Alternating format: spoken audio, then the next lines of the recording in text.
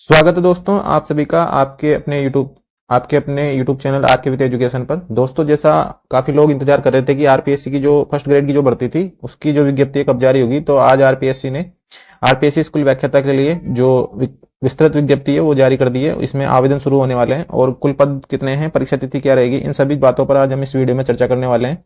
यदि आप हमारे यूट्यूब चैनल पर पहली बार विजिट कर रहे हो तो यूट्यूब चैनल को सब्सक्राइब जरूर कर दें और नोटिफिकेशन के लिए बेल का आइकन जरूर प्रेस करें। और अन्य प्रकार की नोटिफिकेशन एवं पीडीएफ संबंधित किसी भी जानकारी के लिए आप हमारे टेलीग्राम चैनल है आर के विद एजुकेशन, उसको ज्वाइन जरूर कर लें। तो दोस्तों, टीचर्स भर्ती की तैयारी करने वाले लोगों के लिए थोड़ी सी आरपीएससी ने खुशखबरी दी है दिवाली के समय पर, क्योंकि आरपीएससी काफी समय से जो पिछली फर्स्ट ग्रेड की जो वैकेंसी हुई थी उसके बाद में कोई वैकेंसी इन्होंने निकाली नहीं थी। तो आरपीएससी ने फर्स्ट ग्रेड जो स्कूल व्याख्याता की भर्ती होती है उसके लिए विस्तृत विज्ञप्ति आज जारी की है। तो आज हम उसी विज्ञप्ति को एक बार से देख लेते हैं कि क्या क्या उसमें कितने पद उसके अंदर दिए हैं उन्होंने। तो ये है राजस्थान लोक सेवा आयोग अजमेर, जो फर्स्ट ग्रेड यानी कि 3600 ग्रेड पे से जितने भी ऊपर की जो भर्तियां हैं उनको आयोजित करवाता है। तो इसके अंदर दे रखा है कि आयोग द्वारा माध्यमिक शिक्षा विभाग के लिए राजस्थान शिक्षा एवं राज्य अधीनस्थ सेवा नियम 2021 के अंतर्गत प्राध्यापक स्कूल शिक्षा के विभिन्न 24 विषयों के लिए कुल 2202 पदों पर, यानी कि कुल जो पदों की संख्या निकल के आई है वो आई है 2202 पद। टोटल पदों की संख्या कितनी है? 2202 पद है। पदों पर भर्ती हेतु ऑनलाइन आवेदन आमंत्रित किए जाते हैं। पद स्थायी एवं विभाग से प्राप्त कुल रिक्त पदों में कमी या वृद्धि की जा सकती है, यानी कि पद में कमी भी की जा सकती है और पद बढ़ाए भी जा सकते हैं। तो इन्होंने लगभग 24 विषयों पर कुल पद निकाले हैं। तो इसके अंदर जैसे हिंदी के अंदर 350 पदों की संख्या सबसे ज्यादा शायद इसी के अंदर है, और इंग्लिश के अंदर 325 पद हैं। उसके बाद में संस्कृत में 64 पद हैं। ये नंबर ऑफ वैकेंट सीट है, यानी कि सभी कैटेगरी को मिला के 350 पद हैं इसके अंदर। फिर इसके अंदर कैटेगरी वाइज डिवीजन भी कर रखा है, जैसे जनरल के लिए 88 पद हो गए, और एससी के लिए फिर इन्होंने 11, एससी के लिए 39 पद हैं। उसके बाद में एसटी के लिए 30 पद, ओबीसी के लिए 51 पद, एमबीसी के लिए 13 पद, और ईडब्ल्यूएस के लिए इन्होंने 25 पद। जो ये आरक्षण है उसके हिसाब से, रिजर्वेशन के हिसाब से जो पद हैं वो डिस्ट्रीब्यूट किए जाते हैं। इसके बाद में राजस्थानी जो भाषा है उसके लिए इन्होंने 7 पद सर्जित किए हैं, और पंजाबी के लिए 11, उर्दू के लिए इसी प्रकार 26 पद हैं, और हिस्ट्री के लिए 90 पद हैं, और पॉलिटिकल साइंस में 225 पद है, और ज्योग्राफी में 210 पद है, इकोनॉमिक्स में 35 पद है, और सोशियोलॉजी में 16 पद, और होम साइंस में 16 पद है, और केमिस्ट्री में 36 पद है। यानी कि इस विज्ञप्ति को देख के एक बात तो पता चलती है कि सबसे ज्यादा जो पद की संख्या आई है वो आई है हिंदी वालों के लिए। किसके लिए आई है? हिंदी वालों के लिए है 350 पद। और उसके बाद में सेकंड पे जो है वो है इंग्लिश, इसमें है 225 पद। और इसके बाद में एक सब्जेक्ट और था, पॉलिटिकल साइंस और ज्योग्राफी, इसके अंदर 225 पद है, और इसके अंदर 210 पद है।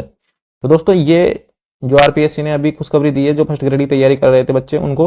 और फिजिक्स के अंदर भी इसके अंदर 147 पद है, और मैथ्स के अंदर 153 पद। इसके बाद में 67 बायोलॉजी में, और 340 या कॉमर्स में भी 340 पद देखने को मिल रहे हैं। काफी अच्छी संख्या है कॉमर्स वाले विद्यार्थियों के लिए। और ड्राइंग के 35 पद है, म्यूजिक के 6 पद हैं, फिजिकल एजुकेशन के 47 पद हैं, और कोच रेसलिंग के 1 पद, और कोच खो खो के 1 पद हैं, कोच हॉकी का भी 1 पद है, और कोच फुटबॉल के लिए 3 पद हैं। तो दोस्तों, ये कुल मिला के इन्होंने जो पद वैकेंसी निकाली है ये निकाली है 2202 पदों पर। 2202 पदों पर इसमें जो सबसे ज्यादा पद है, एक तो हिंदी हो गया, एक इंग्लिश है, इंग्लिश में एक ज्योग्राफी में, एक कॉमर्स में, और एक पॉलिटिकल साइंस में। इनमें पॉलिटिकल साइंस में तो इनमें कुल मिला के ज्यादा पदों की संख्या अपन को इसके अंदर देखने को मिल रही है। तो दोस्तों, ये थी जो आरपीएससी ने हाल ही में अभी 1 घंटा पहले विज्ञप्ति जारी की है। इसके बाद में इन्होंने जो फोरम की ऑनलाइन डेट वगैरह के बारे में भी कुछ दिया है, तो उसको भी हम देख लेते हैं एक बार। तो इसमें आगे दे रखा है एजुकेशन जो शैक्षणिक योग्यता है उनसे संबंधित इसमें कुछ जानकारी दी गई, तो पहले वो देख लेते हैं। तो इसके अंदर दे रखा है कि अभ्यर्थी को वांछित शैक्षणिक अर्हता, योग्यता, अनुभव, आयु इत्यादि होने पर ही ऑनलाइन आवेदन करना चाहिए। तथापि आयोग द्वारा अभ्यर्थी ऑनलाइन आवेदन पत्र की अनुमति संशोधन तिथि तक ऑनलाइन आवेदन पत्र को प्रत्याहरित करने का विकल्प उपलब्ध होगा। यानी कि कोई अगर गलत इंफॉर्मेशन दे देता है या उसकी शैक्षणिक योग्यता कंप्लीट नहीं होती तो वो अपने फॉर्म को विड्रॉल कर सकता है, यानी वापस भी ले सकता है। असत्य एवं गलत सूचना के आधार पर अर्हता नहीं होने पर भी उसे प्रत्याहरित नहीं किया जाना चाहिए। भारतीय न्याय संहिता की धारा 217 के तहत दंडनीय अपराध है। ऐसे अभ्यर्थियों को कालांतर काउंसलिंग, पात्रता जांच, साक्षरता के दौरान अपात्र पाए जाने पर आगामी 1 वर्ष की अवधि के लिए भर्ती परीक्षाओं से वर्जित किया जाएगा। यानी कि कई लोग जिनकी शैक्षणिक योग्यता भी कंप्लीट नहीं है वो भी इसको फॉर्म को भर देते हैं, फिर बाद में इसमें काफी दिक्कत हो जाती है। तो शैक्षणिक अर्हता के अंदर क्या होना चाहिए, शैक्षणिक अर्हता के लिए संबंधी जो प्रावधान है वो दे रखा है, पद की अपेक्षित शैक्षणिक अर्हता के अंतिम वर्ष की परीक्षा में सम्मिलित हुआ हो। यानी कि अगर कोई हिंदी से जैसे एमए कर रहा है तो एमए या तो एमए प्रीवियस में हो, एमए परीक्षा में सम्मिलित हो या सम्मिलित होने वाला हो, अंतिम वर्ष की परीक्षा में सम्मिलित हुआ हो या सम्मिलित होने वाला व्यक्ति भी आवेदन करने के लिए पात्र होगा। यानी कि अगर कोई एमए कर रहा है तो एमए फाइनल में उसका एडमिशन होना चाहिए, एमए फाइनल में एडमिशन होना चाहिए। उसे आयोग द्वारा आयोजित प्रतियोगी परीक्षा से पूर्व शैक्षणिक अर्हता आयोजित करने का सबूत देना होगा। यानी कि कुल मिला के बात यह है कि अगर आप एमए प्रीवियस में, अगर आप एमए फाइनल में हो, एमए फाइनल में हो तो अगर, और कॉलेज लेक्चर की जो एग्जाम अगर आप देना चाहते हो तो आपकी जो शैक्षणिक योग्यता है, शैक्षणिक योग्यता, वह योग्यता आपकी होनी चाहिए। जब फर्स्ट ग्रेड की जो एग्जाम लगेगी उससे पहले पहले आपकी ये शैक्षणिक योग्यताएं कंप्लीट चाहिए। जैसे रीट वगैरह के अंदर तो नियम था कि भाई परीक्षा लगने के बाद में रिजल्ट आने तक आपकी जो शैक्षणिक योग्यता वो कंप्लीट होनी चाहिए, लेकिन इसके अंदर आपकी जो एग्जाम होगी उस तारीख तक ही आपकी जो शैक्षणिक योग्यताएं हैं वो कंप्लीट होनी चाहिए। इसके बाद में इसका जो वेतन रनिंग वगैरह दे रखा है, लेवल 12 की ये जॉब होती है 4800 ग्रेड पे की, तो इसके अंदर लगभग शायद 31,100 रुपये फर्स्ट मतलब 2 साल तक 31,100 रुपये इसके अंदर मिलते हैं, और इसमें से कुछ कटौतियां होती है, लगभग 29,000 के आसपास आपके अकाउंट में इसमें सैलरी प्राप्त होती है। इसके बाद में आयु सीमा के लिए प्रावधान है कि कम से कम 1/1/2025 तक उसकी आयु 21 वर्ष की होनी चाहिए और अधिकतम 40 वर्ष की होनी चाहिए। इसके अंदर अपनी अपनी कैटेगरी वाइज कुछ छूट भी दी जाती है, जैसे ये दे रखी है 5 साल, 10 साल, 5 साल, ऐसे कुछ अलग अलग जो क्राइटेरिया है उसके अंदर इसके अंदर छूट भी दी जाती है कैटेगरी वाइज।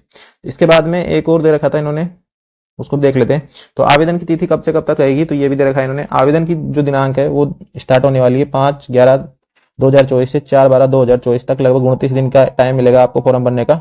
तो आप इसके बीच में इसका फॉर्म अवश्य भरें। और जो भी काफी लोग तैयारी कर रहे थे तो उनके लिए गुड न्यूज है। और इसके अंदर जो वही है, एक बार ओटीआर होगा, तो ओटीआर के लिए जो इन्होंने फीस तय की है वो 600 रुपये है, 400 रुपये है और 400 रुपये है।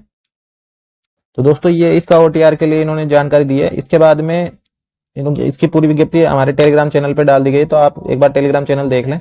और टेलीग्राम चैनल का नाम है आर के विद्या एजुकेशन, उसको ज्वाइन जरूर कर लें। ऐसे वीडियो और अधिक पीडीएफ और नोटिफिकेशन आदि की जानकारी के लिए तथा ऐसे वीडियो देखने के लिए आप हमारे यूट्यूब चैनल पर बने रहें। जॉब संबंधी अपडेट एवं विभिन्न प्रकार की जो भी सरकारी भर्तियां हैं उनसे संबंधित जानकारी के लिए आप हमारे यूट्यूब चैनल को सब्सक्राइब जरूर करें और अपने मित्रों के पास शेयर जरूर कर दें।